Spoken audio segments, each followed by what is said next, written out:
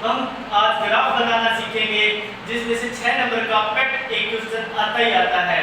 तो आप घर पर होंगे, अच्छी तैयारी आपकी चल रही होगी, तो आप घर पर रहिए और अच्छी तरीके से तैयारी करते रहिए, क्योंकि अब आपके एग्जाम की डेट है वो पास में आ चुकी है।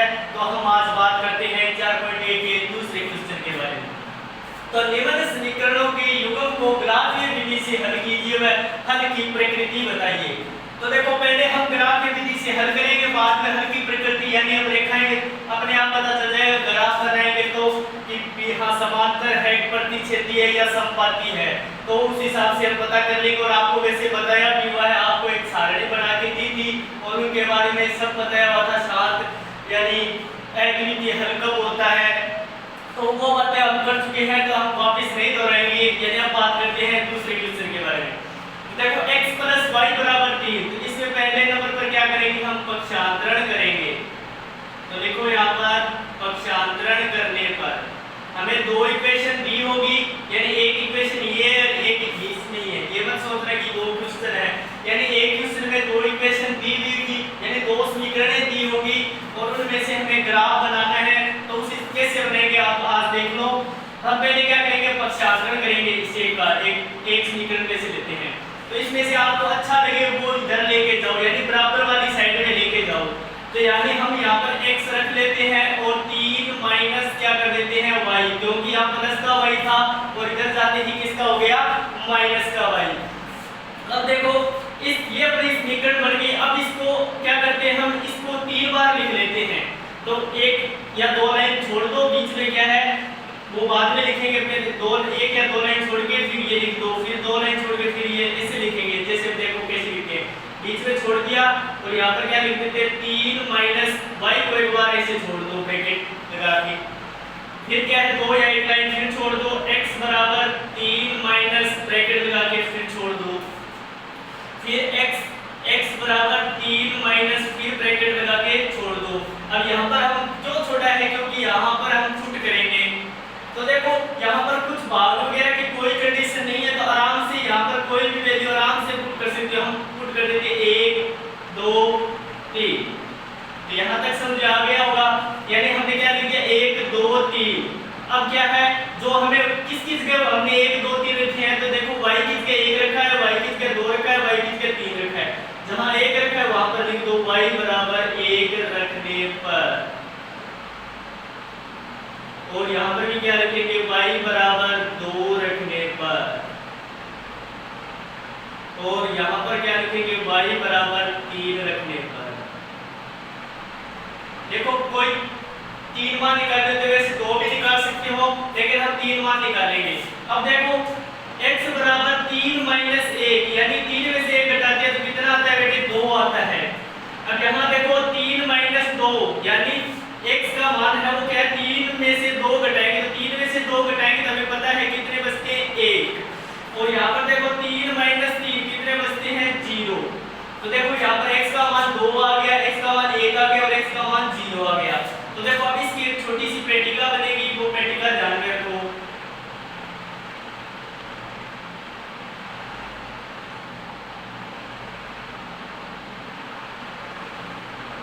देखो यहाँ x और यहाँ y।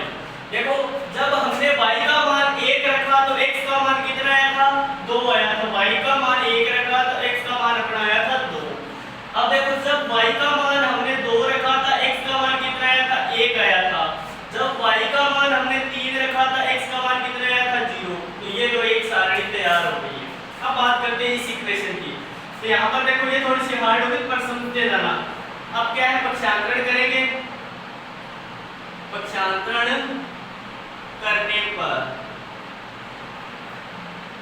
देखो 6 नंबर का क्वेश्चन आएगा, बड़े आराम से कर सकते हैं, आसान है बिल्कुल भी। अब देखो यहाँ पर देखो कोशिश करना इधर वाली साइड में माइनस की हो, वही इधर बराबर की साइड में लेके जाना। आप ले जा तो प्लस के 3x को भी 4 की साइड ले सकते हो और आंसर भी सही आएगा, कोई दिक्कत नहीं है। तो बच्चे पर यहाँ पर फिर कंफ्यूज हो सकती है इस सवाल में। जब दोनों ही माइनस के हो तो कोई दिक्कत नहीं, फिर तो ले जाना ही पड़ेगा। अब देखो यहाँ पर दोनों प्लस के हो तो फिर तो कंफ्यूज रहता है, एक को ले जाना ही पड़ेगा, कोई दिक्कत नहीं। पर यहाँ पर हम माइनस के 2y है, तो यहाँ पर क्या है, माइनस वाली संख्या लेके जाओ। यानी मैं 3 बराबर 4 प्लस 2y लिख सकता हूँ क्योंकि माइनस के 2y है 4 की साइड में गए जैसे ही बराबर की साइड में तो ये किसके हो गए प्लस के। अब देखो यहाँ पर सीधा x था, इसके आगे कुछ नहीं लगा हुआ था तो कोई दिक्कत नहीं, पर यहाँ पर 3 लगा हुआ है, कहने का मतलब 3 इसके गुणा में है तो इधर जाते ही किसकी हो जाएगी, इसमें ऐसे कर दो तो यहाँ पर जाते कैसे हो जाएगा, भाग में लग जाएगा यानी 4 प्लस 2y बटे 3। यहाँ तक कोई दिक्कत नहीं भी होगी क्योंकि 3 यहाँ गुणा में था, यहाँ आते ही भाग में।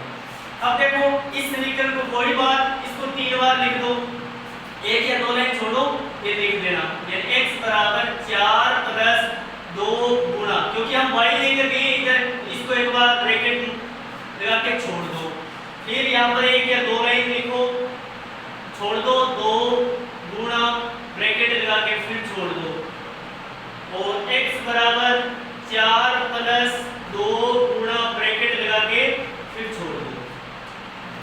अब देखो थोड़ा सा एक पहला मान रखने की दिक्कत है, और पहला मान जैसे हम रख लेंगे तो आगे वाले आराम से निकल जाएंगे, कोई दिक्कत नहीं, पहला मान आराम से रखो। पहले देखो 4 है वो 3 के पहाड़े से कटता है, नहीं कटता है, हमें पता है 4 है वो 3 के पहाड़े में नहीं आता, या 3 के पहाड़े में 4 कभी नहीं आता। तो देखो हमें पता है नीचे क्या लिखा है 3, यानी ऊपर वाली संख्या जो भी है वो 3 के पहाड़े से कटनी चाहिए। वैसे पॉइंटों में आप निकाल दो, 2 पेपर पॉइंटों में आपको पता है वो कहाँ जाके कटेगा, आपको कभी नहीं पता है पॉइंटों में, यहाँ पर पॉइंटों में आंसर है, ग्राफ में कहाँ ढूंढोगे आप, ठीक है, कंफ्यूज हो जाओगे, कई बार 5.33 आ जाता है, आप कहाँ ढूंढोगे 5.33 को ग्राफ में। तो यहाँ पर आप कोशिश करो कि पूर्ण संख्या ही आए, पूरी यानी पूर्णांक में ही आए संख्या। तो देखो 4 प्लस 2 गुणा, अब देखो यहाँ पर 4 रुपए, तो ये सोचो 4 रुपए तो मेरे जेब में है, 4 रुपए हैं। अब देखो 3 के पहाड़े से संख्या बढ़ानी है, यानी 3 के पहाड़े से वही संख्या कर सकती है, तो 3 6 9 यानी जो 3 के पहाड़े में आती है वो ही कर सकती है।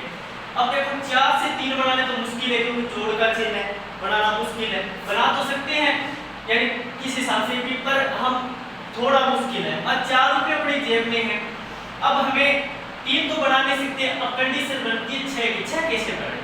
अब हमें पता है 4 रुपए जेब में है, हमें कोई रुपए देने वाला कह रहा है कि मैं तो तुम्हें 2 का सिक्के में दूंगा, यानी 2 के सिक्के में देगा, यानी वो तो 2 रुपए का। अब देखो वो 2 रुपए के हमें कितने सिक्के दे कि 6 रुपए बन जाए, 4 अपने जेब में है, 2 का सिक्का हमें देगा। अब यानी उसके पास कह रहा है कि मेरे पास 2 के ही सिक्के हैं, तो वो एक ही सिक्का देगा, यानी 2 का सिक्का दिया तो 2 एकम 2 4 आपके पहले ही थे आपके पास, तो कितने हो गए 6 हो गए, यानी 6 बटे कितने हो गए 3, इनको काटेंगे कितना बन जाएगा 2। बात समझ आ गई होगी। अब देखो आगे कोई दिक्कत नहीं है, पहला मान रखना थोड़ा आसान मुश्किल होता है, बाद वाले आसान है। देखो 1 है, 1 में 3 जोड़ दो, ये नीचे वाला जिसका बाद है, 1 में 3 जोड़ा तो कितना आता है 4, ये 4 रख दो, 4 है, 4 में 3 जोड़ो, फिर वापस जैसे 1 में 3 जोड़ा 4 है तो 4 में 3 और जोड़ो कितना आ जाएगा 7। अब ये कटने वाली संख्या बढ़ेगी, देखो कितना बनता है 4 प्लस 2 चौके 8 बटे 3, कितने बड़े 12, 12 बटे 3 कट के कितना आ गया 4।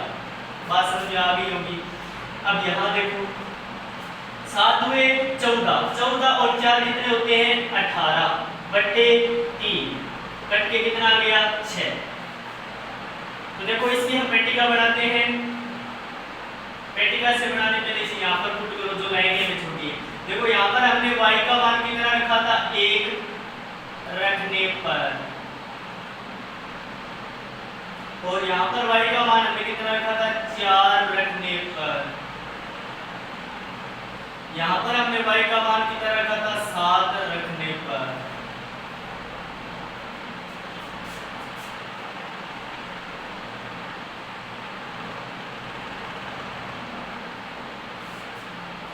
अब देखो y का मान जब हमने 1 रखा था, x का मान कितना आया था 2। अब y का मान जब 4 रखा था तो x का मान कितना आया था 4 आया था। जब हमने y का मान 7 रखा था तो कितना आया था x का मान 6 आया था। यहाँ तक कोई दिक्कत नहीं हुई है, हमारी 2 सारणियां बन गई।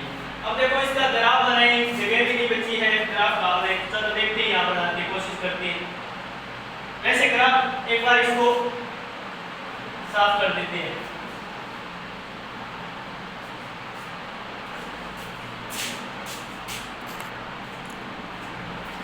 चलो इसका रफ करते हैं।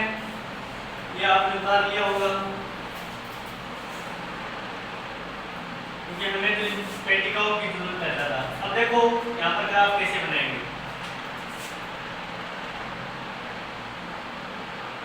देखो वैसे हम आयताकार का भी बना सकते हैं क्योंकि x और y की जो भी लिमिट्स है वो क्या है, प्लस नहीं है, तो हम वैसे आयताकार का भी बना सकते हैं। अगर प्लस वाला बनाओ तो उसमें माइनस वाले भी आते हैं, तो हम कोशिश करेंगे यहाँ पर ये छोटा सा रख दो इधर। यहाँ पर तो क्या आ जाएगा, ये आ जाएगा y x x डैश और y डैश।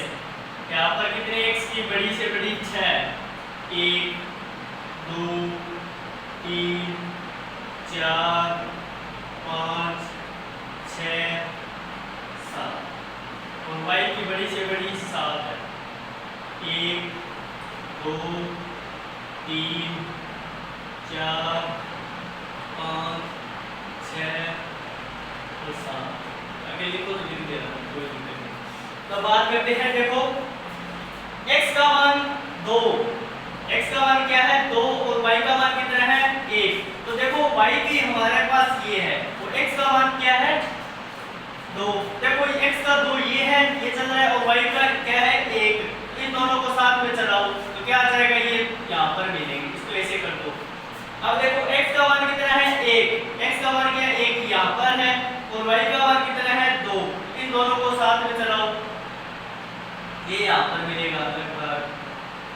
अब देखो आगे x का मान क्या है 0, तो 0 तो यहाँ पर ही होते हैं, मूल बिंदु 0 0 होते हैं, होते कि नहीं होते, यानी मूल बिंदु क्या है निर्देशांक होते हैं 0 0।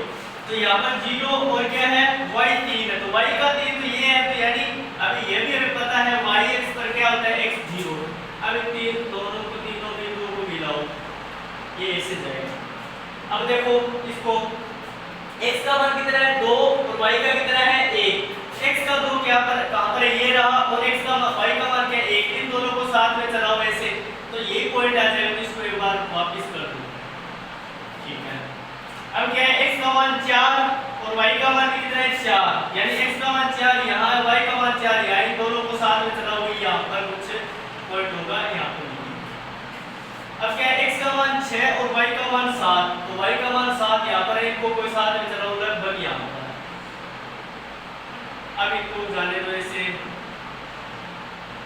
तो ये ग्राफ कुछ ऐसा बनेगा, यानी यहाँ पर प्रतिच्छेद करेंगे और यहाँ पर हमें पैमाना लिखना है। पैमाना लिख देना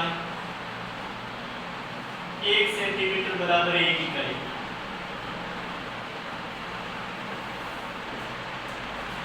एक सेंटीमीटर बराबर, क्योंकि 1 सेंटीमीटर की होती है और 1 इकाई, क्योंकि 1 इकाई देगा हमारे पास, यानी दोनों चर्चा कर दिए ही नहीं है। 1 सेंटीमीटर बराबर 1 इकाई, x x y x की लिखने की कोई आवश्यकता नहीं, सारे एक जैसे ही है।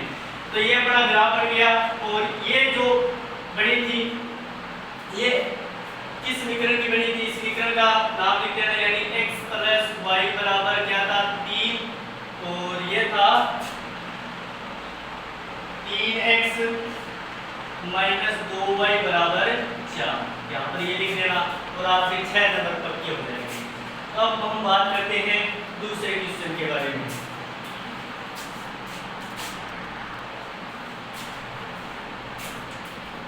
अब बात करते हैं हम नेक्स्ट क्वेश्चन की।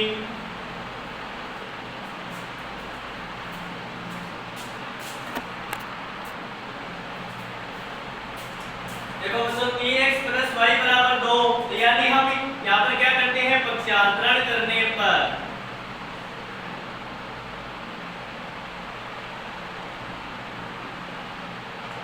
तो हम देखो 3x + y बराबर 2 है, तो इसमें से चाहे 3x को इधर ले जाओ चाहे y को लेकर जाओ, तो हम 3x को ले जाते हैं, बाद में भाग वाली नहीं रहेगी, क्योंकि हम y को लेकर जाएंगे तो 3 यहाँ पर क्या है भाग में आएगा, फिर आपको मान रखने में थोड़ी मुश्किल होगी। तो यहाँ पर जब काम सीधे हो रहा है तो सीधे ही कर लेते हैं। यहाँ पर देखो क्या करते हैं, y को इधर रख लेते हैं, 2 माइनस क्या हो जाता है 3x। अब इनको कितनी बार लिख लो, 3 बार। देखो y बराबर 2 - 3 गुणा y बराबर 2 - 3 गुणा और y बराबर 2 - 3 गुणा ब्रैकेट। अब देखो यहाँ पर कुछ भी कर दो कोई दिक्कत नहीं है, यहाँ पर 1 रखो 2 रखो 3, जब भाग वाली हो तो सिचुएशन एक आती संख्या फिर पूर्णांक में आएगी। देखो 2 माइनस 3 एकम 3, तो 2 में से 3 के कितने बचते हैं -1। 2 माइनस 3 एकम 3 कितना, 2 में से 3 के कितने बचते हैं, यानी माइनस की 3 संख्या बड़ी है, कितना जाएगा -1।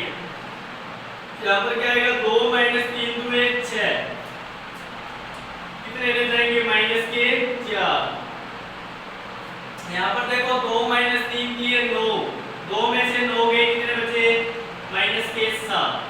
तो यहाँ पर क्या आ जाएगा, क्या क्या मान रखा है x का मान 1 रखने पर, x का मान 2 रखने पर, x का मान 3 रखने पर, देखो सारणी बना देते हैं इसकी। देखो x का मान हमने जब 1 रखा तो y का मान -1 आया था, जब x का मान हमने 2 रखा था y का मान -4 आया था, जब x का मान 3 रखा था तो इसका मान आया था -7। अब इस समीकरण की बात करते हैं। अब देखो इसको एक इधर लेके जाओ, यानी हम 2x बराबर 5 प्लस 3y ले जाएंगे, यहाँ पर लिखते हैं पक्षांतरण करने पर, यानी ट्रांसफर।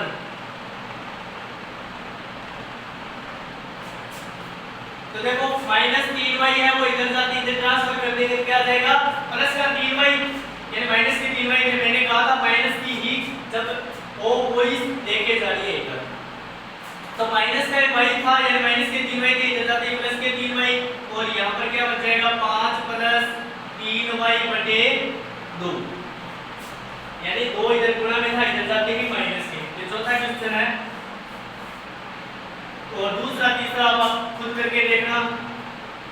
तो x बराबर क्या आ जाएगा, यहाँ पर इसको 3 बार लिखो, 2 या 1 लाइन छोड़ दो, 5 प्लस 3 गुणा ब्रैकेट बटे 2, x बराबर 5 प्लस 3 गुणा ब्रैकेट बटे 2, x बराबर 5 प्लस 3 गुणा ब्रैकेट बटे 2। अब थोड़ा देखना, 5 है वो 2 के पढ़े से नहीं कर सकते, क्योंकि अगर 5 ये कोई घटता होता तो हम आगे वाले को 0 बना देते, कोई दिक्कत नहीं होती। तो देखो 5 है वो 2 के पढ़े से कटते नहीं, अब देखो कटने वाला ही बनाना है। अब देखो 5 आपके पास रुपए हैं, अब आपको देने वाला रुपए यानी अब 2 के पढ़े से काटना है। तो देखो 2 के पढ़े से संख्या वही कर सकते हैं 2 के पढ़े में है, यानी 2 4 6 8 10 12 यही कटेगी। 5 रुपए हैं, आपको पता है 4 आना बहुत मुश्किल है, लेकिन 6 तो कर सकते हैं कोई देगा तो देखो 5 में से अब देने वाला आपको 3 के हिसाब से देगा, यानी ये सोचो 3 का सिक्का, 3 के सिक्के होते तो नहीं है वैसे, पर आप मान लो 5 रुपए है, 3 का सिक्का देगा देने वाला आपको। तो देखो 3 का सिक्का वो कितना देगी, 2 के पहाड़े वाली कोई संख्या बढ़ जाए, तो आपको पता है 6 तो बढ़ने की कोई चांस ही नहीं, 3 का सिक्का एक ही देगा तो ही 3 हो जाएंगे रुपए, यानी 5 और 3 8 हो जाएंगे, पर 8 तो बन सकता है। तो यानी उससे एक सिक्का मिल जाए, यानी 3 एक और 3 एक सिक्का उसके से मिल गया, 3 हो गए और 5 रुपए आपके पास थे, 8 बन गए, कोई दिक्कत नहीं है। अब 8 बटे 2 कट के कितना आ जाएगा 4। आगे वाले बहुत आसान है, 1 में 2 जोड़ो कितने हो जाते हैं 3, 3 में 2 जोड़ो कितने हो जाते हैं 5, ये कितने हो गए 5 प्लस 9 कितने होते हैं 14, 14 बटे 2 कट के कितना आ जाता है 7। यहाँ पर देखो 5 प्लस 5 दिया 15 बटा 2 20, 20 बटे 2 कट के कितना आ जाएगा 10। यहाँ पर लिख देना y का x का y का मान कितना रखा था 1 रखने पर, यहाँ पर y का मान कितना रखा था 3 रखने पर, 3 रखा था। यहाँ पर देख लो, यहाँ पर y का मान कितना रखा था 5 रखने पर। इसकी सारणी और बना लो।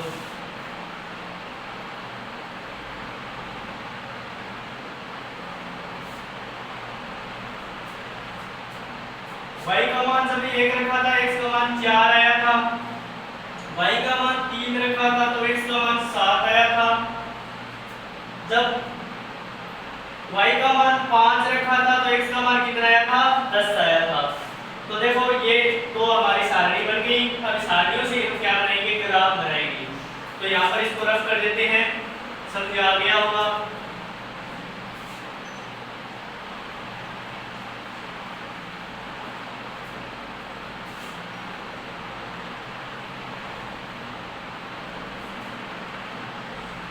तो देखो इसको ग्राफ बनाते हैं।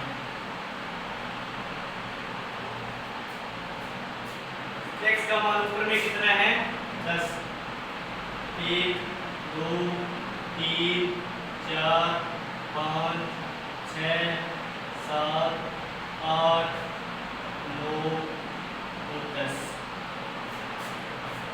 y का कितना है भाई, माइनस में बड़े से बड़ा -7, y का ये होता है -1 -2 -3 -4 -5 -6 और -7।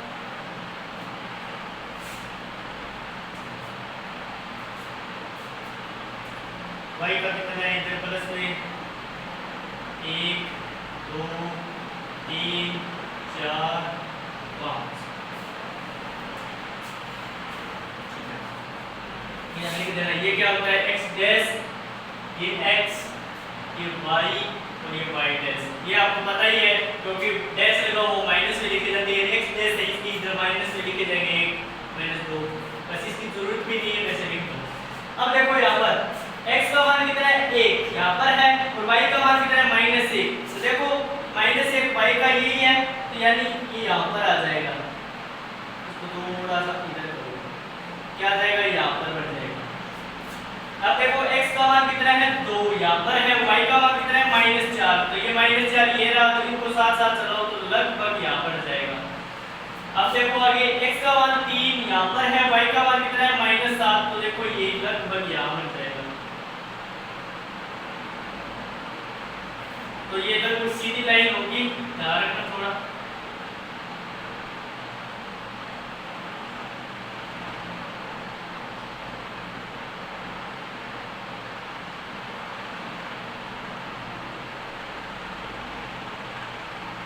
ये ऐसी सीधी रह जाएगी, अगर आप सही ग्राफ होगा तो ये ग्राफ के हिसाब से जाएगी, ठीक है। अब बात करते हैं आगे, x का मान कितना है 4 और y का मान कितना है 1, तो यहाँ पर लगभग बढ़ जाएगा। और x का मान कितना है 7 और y का मान कितना है 3, तो लगभग ये यहाँ पर जाएंगे।